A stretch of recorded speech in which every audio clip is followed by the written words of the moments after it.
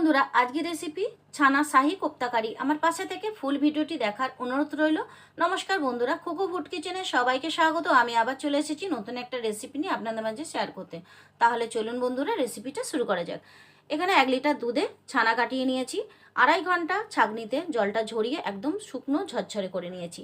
আপনারা চাইলে এটা সাদা কাপড়েও জলটা ঝরাতে পারেন। তারপরে ফ্রিজে থাকা 1 পিস ব্রেড বা পাউরুটি নিয়ে মিক্সার জারে টুকরো টুকরো করে দিয়ে দিলাম।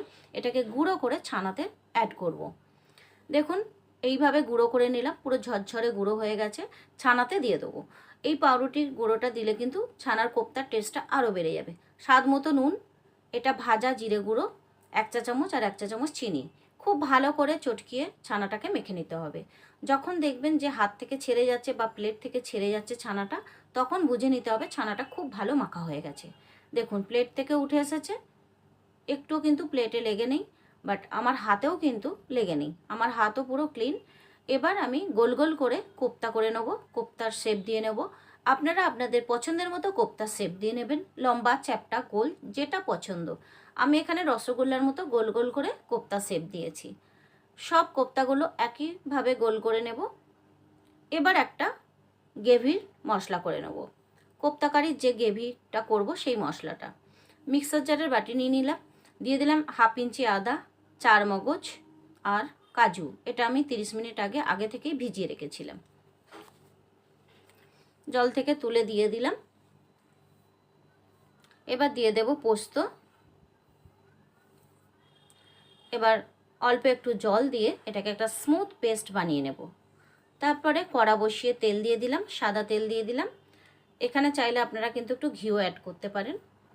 আমি এখানে ঘি দিলাম না, আমি শুধু সাদা তেলেই করছি। এবার ওপর দিয়ে একটু করে দেখুন কোপ্তাগুলো দেওয়ার পরে ওপরে ওপরে একটু করে তেল দিয়ে দিলাম। তারপরে 1 পিঠ হওয়া পর্যন্ত ওয়েট করব।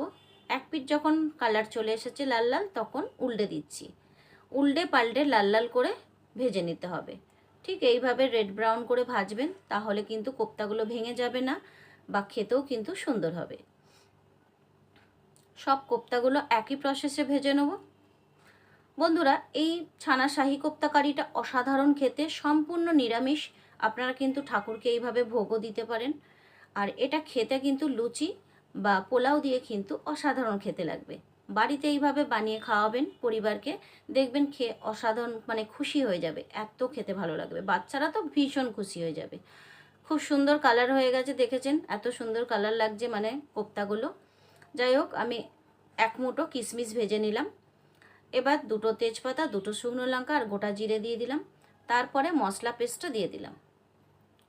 এখানে আমি কিশমিশ ব্যবহার করেছি, আপনাদের যদি পছন্দ না হয় কিশমিশটা আপনারা নাও দিতে পারেন, তবে কিশমিশটা দিলে কিন্তু খেতে আরও ভালো লাগবে। একটা করে যখন কিশমিশ মুখে পড়বেন দারুণ খেতে লাগবে। মশলা দিলাম, তার সাথে একটু জল দিয়ে দিলাম।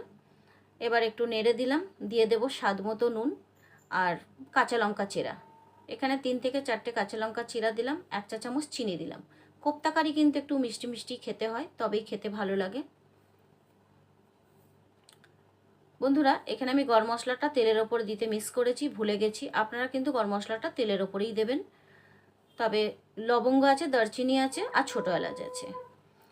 এবার দিয়ে দিলাম আর 4টে গোটা কাঁচা লঙ্কা, এর একটা সুন্দর ফ্লেভার হবে। তেল ছেড়ে দিয়েছে। এবার এখানে আমি 1 থেকে 1.5 কাপ জল অ্যাড করে দেবো। কোপ্তা কারিতে কিন্তু খুব বেশি ঝোল হয় না, গ্রেভি গ্রেভি মাখা মাখাই হয়, তবেই খেতে ভালো হয়। আপনারা আপনাদের মেম্বার অনুযায়ী গ্রেভিটা বানিয়ে নেবেন। এবার গ্রেভির ওপরে কিছু মশলা দিয়ে দেবো। দিয়ে দিলাম কিশমিশ ভাজা আর একটু কেশর দিয়ে দিলাম। হাতের সামনে কেশর আপনাদের না থাকলে না দেবেন, কেশরটা দিলে একটা সুন্দর কোপ্তা কারির কালারটা হবে। এবার এখানে দিয়ে দিলাম 1/2 চা চামচ ঘি,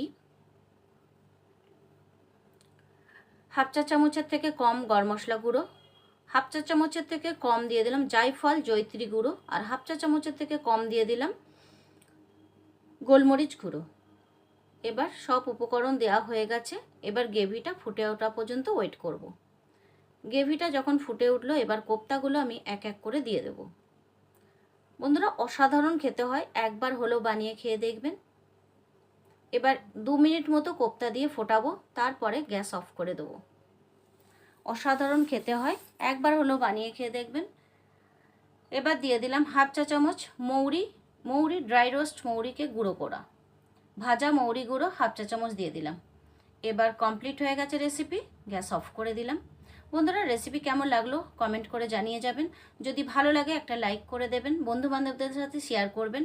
পুরনো বন্ধুদের ধন্যবাদ জানিয়ে নতুন বন্ধুদের জানাই আমার চ্যানেলটা সাবস্ক্রাইব করে বেল আইকনটি অল করে দেবেন, তাহলে যখনই ভিডিও আপলোড করবো নোটিফিকেশন পেয়ে যাবেন। তাহলে বন্ধুরা আজ এই পর্যন্তই, পরের কোনো ভিডিও নিয়ে দেখা হবে। ভালো থাকুন, সুস্থ থাকুন। আমার ফুল ভিডিও দেখার জন্য অনেক অনেক ধন্যবাদ।